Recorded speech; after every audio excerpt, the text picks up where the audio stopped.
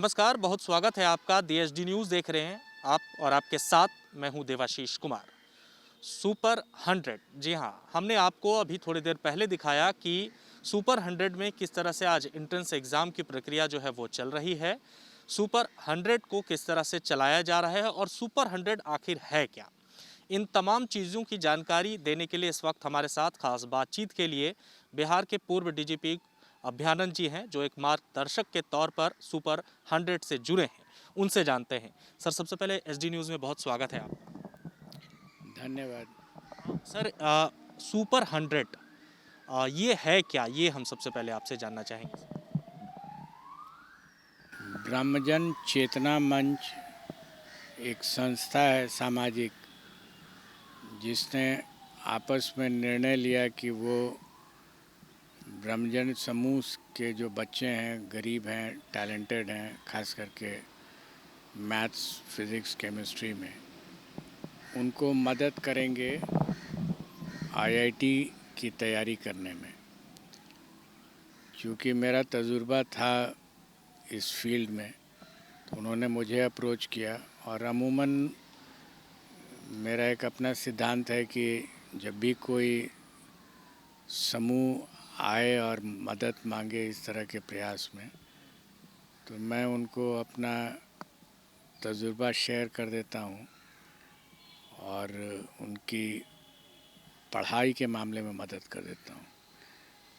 उसके रख रखाव और जो फंडिंग है उससे मेरा कोई संबंध होता नहीं है। तो मैंने इनकी भी मदद करने की अपनी सहमति दे दी और यही इसकी पृष्ठभूमि है। जी। सर, आप जब बिहार, मुझे पता है कि जब आप DGP के पद पर भी पोस्टेड थे, तो आपकी एक अलग सी रुचि एजुकेशन के क्षेत्र में थी। उस वक्त भी पढ़ाई लिखाई में आप ज़्यादा करते हैं। तो जो इस तरह की संस्थाएं बिहार में चल रही हैं, उसको क्या लगता है कि और कितनी मजबूती प्रदान की जाए, जाकि जो नीचे तबके के बच्चे हैं वो जिनको कुछ करने की क्षमता है वो अपने क्षेत्र में कर सके? तो क्या आपको लगता है कि और सुधार होने चाहिए क्या बिहार में? जब मैंने सुपर 30 के साथ अपने को जोड़ा और एक प्रयास 2002-03 से शुरू हुआ, तो ऐसी कोई सोच बहुत व्यापकता की थी नहीं। लेकिन जैसे जैसे रिज़ल्ट्स आते गए, मैं इस प्रयोग से कुछ सीखता गया। तो एक प्रश्न कौंता रहता था कि क्या समाज अपनी समस्याओं का निदान स्वयं नहीं ढूंढ सकता है? समाज को सरकार की मदद की कितनी आवश्यकता होती है? क्या सरकार इन प्रयासों में बहुत ज़्यादा मदद कर सकती है? और इन प्रश्नों का उत्तर मैं अपने प्रयोगों के माध्यम से ढूंढ रहा था। आज मेरी अपनी समझ यह बन रही है कि दो क्षेत्र, खास करके शिक्षा और स्वास्थ्य, इसमें सरकार अपना रोल अगर सिर्फ रेगुलेशन के क्षेत्र में रखे और समाज को ही प्रेरित करे कि वो अपने प्रयासों से अपनी समस्या का निदान कर ले, तो यह ज़्यादा संभव है। क्योंकि समाज की शक्ति का एहसास समाज को अभी तक हो ही नहीं रहा है।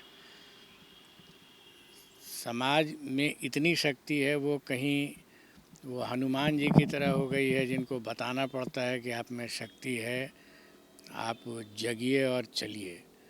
तो समाज में भी मुझे अब ऐसा लगने लगा है कि असीम शक्ति है, जो कहीं इंग्लिश में जो वर्ड है लेटेंट है, और समाज के ही लोगों को बताना होगा समाज को कि आपकी शक्ति है, सुप्तावस्था में है, उठिए और चलिए। और बार बार सरकार की ओर मत देखिए, क्योंकि सरकार को छोड़ दीजिए नियम कानून बनाने के लिए, करना आपको है, आप उठिए और कीजिए। बहुत बहुत शुक्रिया सर, बातचीत करने के लिए। तो इस वक्त हमारे साथ खास बातचीत करने के लिए अभयानंद सर थे। तमाम मुद्दों पर उन्होंने बातचीत की, शिक्षा को लेकर के जिस तरह से शुरुआत के दिनों में भी जब वो जॉब में थे तब से शिक्षा की जोत जलाते रहे हैं और अभी भी वो शिक्षा के क्षेत्र से जुड़े हुए हैं लगातार और बच्चों को मार्गदर्शित करते रहे हैं। अपने सहयोगी मनीष कुमार के साथ मैं देवाशीष कुमार, DSD न्यूज़ पटना। जब देश की सुरक्षा की बात हो तब कुछ किरदार अहम भूमिका निभाते हैं। बेजोड़ शटर्स और शटर लॉक्स, मजबूती की मिसाल कायम करने वाले स्टील पाइप्स, सर्वश्रेष्ठ गुणवत्ता से भरपूर शटर लैथ और अटूट इंटरनल लॉक्स। आइए इन्हें मिलाकर निर्माण करते हैं एक उज्जवल भारत का, क्योंकि बात भारत की मजबूत भविष्य की है।